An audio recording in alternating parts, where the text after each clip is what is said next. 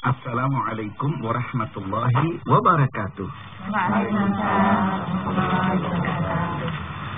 Alhamdulillah, nahmaduhu wa nasta'inuhu wa nastaghfiruh wa na'udzu billahi min shururi anfusina wa min sayyiati a'malina, may yahdihillahu fala mudhillalah wa may yudlil fala hadiyalah. Ashhadu an la ilaha illallah wahdahu la syarikalah wa ashhadu anna Muhammadan abduhu wa rasuluhu la nabiyya ba'dah. Allahumma salli wa sallim wa barik ala sayyidina Muhammadin wa ala alihi wa ashabihi wa man wala wa la hawla wa la quwwata illa billah, amma ba'd. Faqala Allah ta'ala fi kitabihil karim, a'udzu billahi minasy syaithanir rajim. Bismillahirrahmanirrahim. Ya ayyuhalladzina amanu isbiru wa sabiru wa rabitu wattaqullaha la'allakum tuflihun. Alhamdulillah, ibu-ibu, bapak-bapak dan saudara-saudara yang saya hormati, yang hadir di studio ini, yaitu Bapak Susilo Wardoyo beserta Ibu, Pak Kus, Pak Andriono, beserta Ibu semua, dan Bu Lukman, Pak Lukman, dan ibu-ibu, bapak-bapak, saudara-saudara para pecinta radio Kayu Manis yang berbahagia. Hari ini melanjutkan kemarin pagi, yaitu langkah-langkah menuju sukses. Kalau kemarin dasarnya surat Al-Maidah ayat 36. Pagi ini kita mengikuti tuntunan yang diberikan oleh Allah kepada kita yang beriman. Sebab awal ayat ini mengatakan, Ya ayyuhallazina amanu, wahai orang-orang yang beriman, isbiru, sabarlah kalian, wasabiru, dan bertahanlah kamu dengan kesabaran, warabitu, dan ikat olehmu nafsumu, wattaqullah, takwalah kalian kepada Allah, la'allakum tuflihun, supaya kamu sukses di dalam menempuh kehidupan duniawi dan ukhrawi. Nah, dengan ayat ini kita coba untuk membahas jalan menuju sukses itu mana. Kemarin sudah saya katakan bahwa semua manusia ingin sukses, ingin mengelola keluarganya sukses, ingin karirnya sukses, ingin yang berdagang bisnisnya sukses. Anak-anak yang sedang punya cita-cita untuk belajar supaya sukses. Inilah terutama ini barangkali ada anak-anak yang mendengarkan ya. Jadi semua orang ingin sukses. Kalau kemarin sudah diterangkan jalannya itu satu iman, kedua takwa, ketiga wasilah, dan yang keempat jihad pada jalan Allah dengan agama Allah. Hari ini diterangkan oleh Allah yang namanya jalan menuju sukses. Yang pertama yaitu isbiru wasobiru. Sabarlah kalian dan bertahan dengan kesabaran. Sabar itu apa? Sabar itu maknanya kalau menurut bahasa itu tabah. Tabah. Tabah. Mengapa kok harus tabah? Ya, orang ingin mencapai suatu cita-cita, suatu maksud, itu tidak mesti sekali jadi, itu tidak ada. Sekali buntu gitu kan, sekali lubang kecil aja cukup ngintip itulah, lama-lama gitu. Jadi suruh sabar. Mengapa? Semua berjalan menurut sunnatillah, menurut satu proses, dan untuk proses mesti memakan waktu. Apa saja mesti prosesnya memakan waktu. Jadi harus sabar. Dalam menempuh satu tujuan itu pasti akan menghadapi hambatan-hambatan, rintangan. Ini harus dirasakan dengan sabar. Cukup itu saja? Tidak. Apa? Ulet. Harus ada rasa ulet, tekun. Ulet dan tekun bagaimana? Menghadapi kesulitan, halangan, rintangan. Harus ulet. Ulet berupaya, berikhtiar supaya yang menghalangi ini bisa segera hilang. Begitu. Tapi maaf, selama ini orang-orang yang mengatakan sabar itu hanya yang satu tabah. Keuletannya nggak ada, batuknya sudah kul. Itu kan ya. Kalau disuruh bu pergi dokter, sabar kok jeng. Lehermu putus. Namanya sabar itu ya memang merasakan batuknya itu ya harus dengan tabah, tapi perlu pergi ke dokter berobat. Berusaha, itu namanya sabar. Buah batuk sudah kayak begitu suruh ke dokter untuk ulet berikhtiar, tidak mau, katanya ya udah sabar. Itu bukan sabar, bego namanya. Bego ya tuh. Sabar itu harus pakai upaya, pakai struggle. Innallaha la yughayyiru ma biqaumin hatta yughayyiru ma bi anfusihim. Surat 13, surat Ar-Ra'd ayat 11.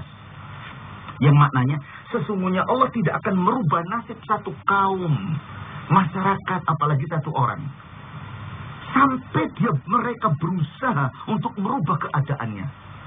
Jadi Allah mau mengadakan pertolongan, memberi pertolongan pada hambanya, tidak gratis. Batuk nggak berobat, ingin sembuh, gratis melulu. Enak aja itu, bukan itu. Pakai struggle dong. Sudah dikasih akal, sudah dikaruniai badan, sudah dikaruniai apa-apa. Berobat aja nggak mau. Ambung banget, ambung. Ambung itu stadium pertama, stadium kedua itu ngelul. Iya, stadium ketiga ndablek. Itu paling gawat itu. Itu gawat itu. Ndablek itu sudah parah, Pak ya. Itu sudah. Jadi inilah ibu, bapak-bapak, saudara-saudara yang saya hormati. Jadi harus ada upaya. Sabar itu begitu. Nah, dapat dipaham ya Bu ya? Ya. Jadi bapak-bapak, ibu-ibu, kalau sudah tabah merasakan tidak enak itu dengan tabah, jangan ngomong sana, ngomong sini. Tahan. Lalu upaya. Cukup tidak kepada Allah. Progress report. Ya Allah, ya Rabb. Aku sudah ikhtiar, semua aku sudah tempuh. Semua ini akan sia-sia tanpa pertolongan Engkau. Aku mohon pertolongan dan mohon petunjuk-Mu, ya Allah. Ini namanya sempurna begitu. Jadi coba tuh pergi ke dokter, di dokter antre, sabar, kan gitu kan. Ini diperiksa, udah bawa resep, pergi ke apotek, antre lagi, sabar. Pulang bawa obat, diminum, sabar. Menurut aturan, sehari berapa kali gitu. Jangan seamplop semua, seamplop semua. Orang tidak sabar itu namanya. Jadi harus sabar. Oh sudah, iya mintanya cepet-cepet sembuh, akhirnya cepet ke tanah kusir. Jangan begitu. Kok itu? Iya cepet kok itu, ya ngertenan. Jadi gitulah ibu-ibu, bapak-bapak yang saya hormati, ya. Nah, coba toh ibu-ibu ini, bapak-bapak, saudara-saudara yang di rumah ini tidak bisa toh orang kok cuma ya tabah melulu tanpa ikhtiar, itu tidak logis. Lalu lah pasrah kepada Allah. Nah, sabar yang semacam ini itu dikatakan oleh Allah tidak hanya isbiru tapi sabiru, hendaknya yang kontinu, yang konsisten sabar itu. Wasabiru, hendaknya kamu bertahan dengan kesabaran itu. Jangan minggu ini sabar, minggu depan bubrah. Ada orang begitu.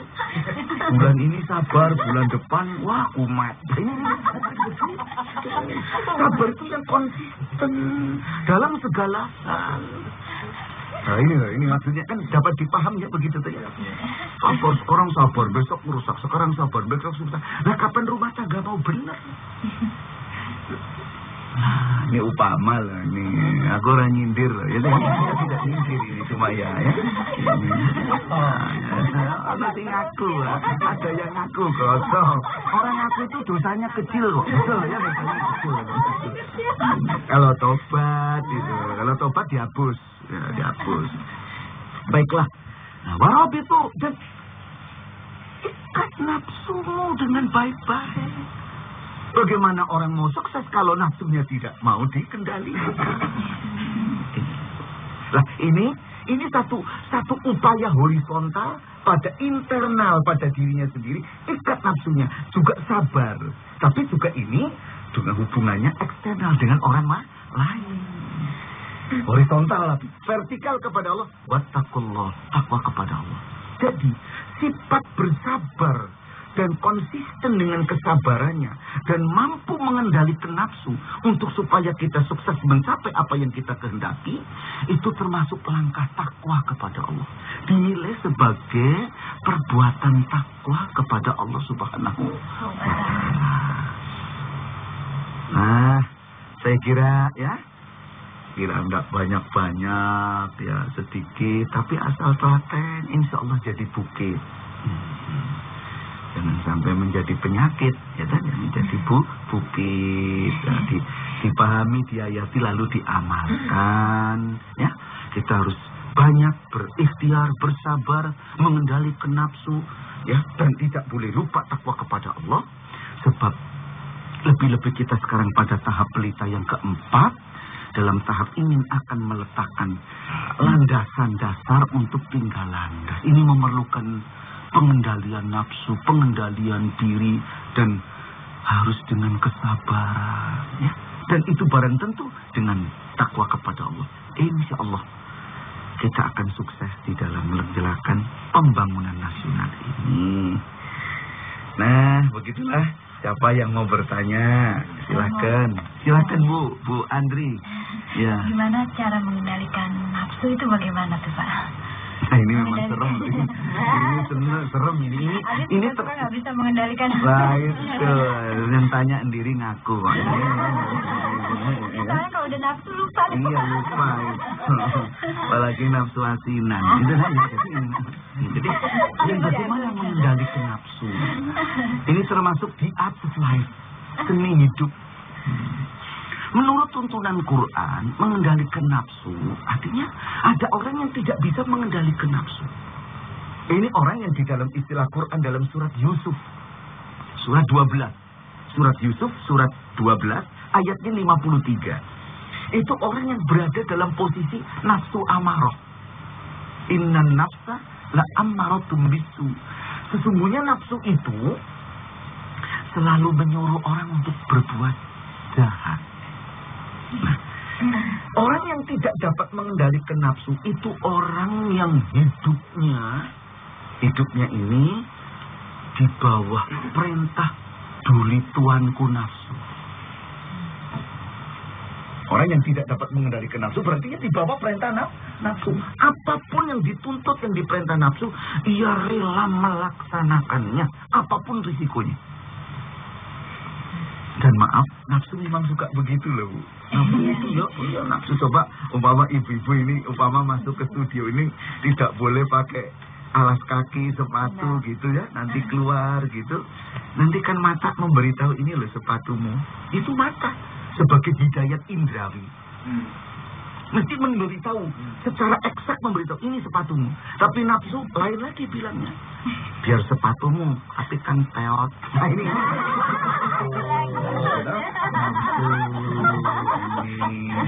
Jelek itu nafsu. Menyuruh yang jelek. Sisirnya itu loh yang masih melong-melong. Yang masih berkilauan gitu loh ya. Itu nafsu ngomong begitu. Dan maaf, keadaan kondisi jiwa yang semacam ini harian. Kita menghadapi alternatif ini harian. Sehari-hari ada loh, ini ngaku Pak Susio. Sehari-hari ada. Di Jatinegara ada, di mana-mana ada, di Kebon Serai sudah ada. Nah, jadi kita harus berhati-hati. Nafsu itu begitu, selalu menyuruh orang jelek. Orang mau berbuat jelek itu ya. Itu hidayat Domirul qalbi, hidayat ilham, hidayat naluri. Kata Tinurani mesti mengatakan, jangan itu jelek. Itu hidayah dari Tuhan. Tapi nafsu mau apa? Ngomongnya lebih lantang, biar jelek tapi enak.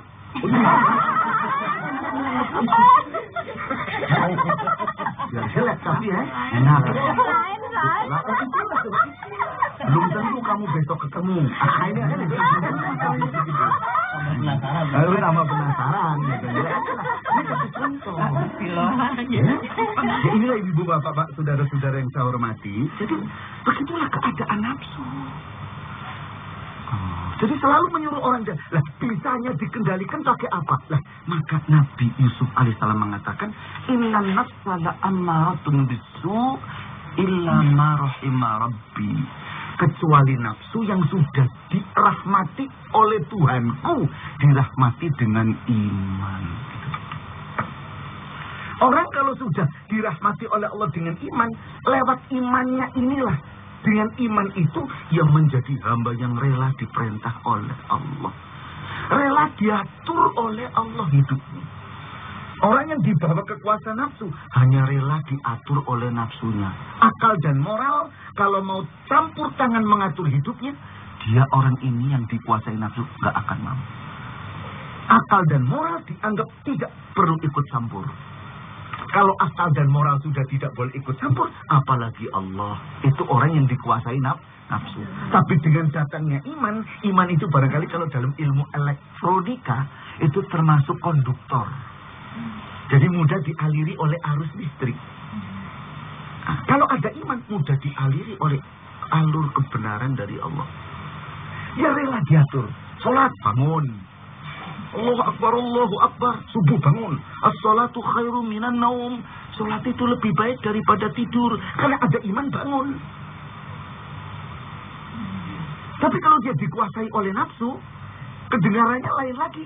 An-naumu khairum minas salat. Tidur itu lebih enak daripada salat. Karena dia dibawa kekuasaan nafsu.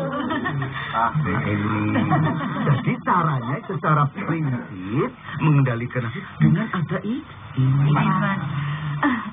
Begitu Bu ya? Coba ini kok ibu-ibu terus, bapaknya nggak ada yang tanya. Ini kali-kali dong. Takwa barangkali. Saya ingin tanyakan tentang takwa. Sebetulnya takwa itu bagaimana? Baguslah. Hubungannya dengan mengendalikan nafsu di takwa di sini.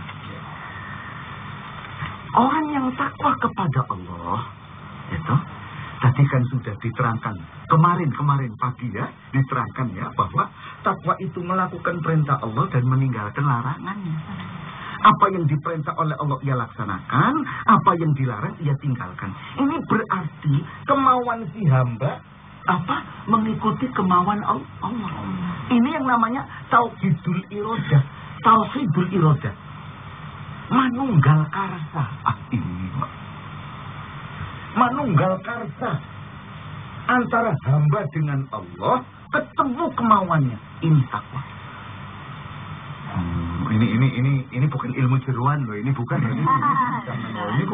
Bukan. Ini ilmu dari Allah yang menunjukkan orang kalau sudah manunggal karsa dengan Allah. Apa yang Allah senang, ia senang. Apa yang Allah tidak senang, kita tidak senang. Ini orang takwa. Coba orang kalau sudah kayak demikian ini, yang ditakuti apa? Mati, yaitu berarti dikehendaki oleh Allah. Sebab itu di dalam surat Yunus, surah yang ke-10 ayat 62, Allah berfirman, "Ala inna awliya Allahi la khawfun 'alaihim wa lahum yahzanun." Ini ayat 62. Ketahuilah, sesungguhnya para wali Allah itu adalah mereka yang tidak takut dan tidak frustrasi, tidak resah. Ayat 63, alladzina amanu wa kanu yattaqun. Adalah mereka orang yang beriman dan mereka yang bertakwa. Orang kalau sudah takwa, perintah Allah dilakukan, larangannya ditinggalkan, bencinya kepada sesuatu perbuatan karena dibenci oleh Allah, bukan dibenci oleh nafsunya. Senangnya ia melakukan sesuatu karena itu disenangi oleh Allah. Manunggal karsa di sini. Bukan manunggal wujud, bukan. Tapi manunggal karsa. Tauhidul irodah. Kalau sudah ketemu yang semacam ini, ya maaf saja. Apa sih yang mau ditakuti? Dapat rezeki kok sekian, ya sudah memang Allah kehendaknya sekian. Rezeki yang sekian ini yang paling baik bagi saya. Sebab Allah yang paling tahu berapa butuhnya Qasim, berapa butuhnya Lukman. Nah, ini Bu Lukman ketawa paling keras ya kan? Ini berarti nanti pulang mintain lagi ya. Itu berapa butuhnya Bu Susilo. Itu Allah tahu persis. Maka diberi sekian supaya selamat. Takut tidak, frustasi tidak.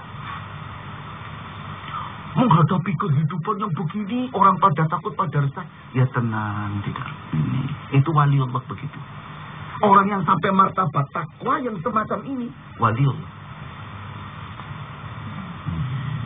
Nah, memang sulit untuk itu, tapi kita ini tingkatannya ya wali pengantin, itu juga. Ya Pak Susilo ya, itu juga wali murid. Wali murid saja nggak bener-bener. Cukup sekian dulu, insya Allah. Besok pagi kita lanjutkan lagi ya. Jadi ini nanti kalau kesiangan nggak masuk kantor. Ada yang belum belanja loh ini ya. Ini ibu yang di rumah juga ada yang mungkin belum nyiapkan makan pagi untuk bapak dan putra-putra. Oh ini Pak Susilo ngaku belum mandi malah ya. Mudah-mudahan adalah nanti sekian, terima kasih, sampai berjumpa kembali. Wabillahi taufiq wal hidayah. Assalamualaikum warahmatullahi wabarakatuh. Waalaikumsalam warahmatullahi wabarakatuh.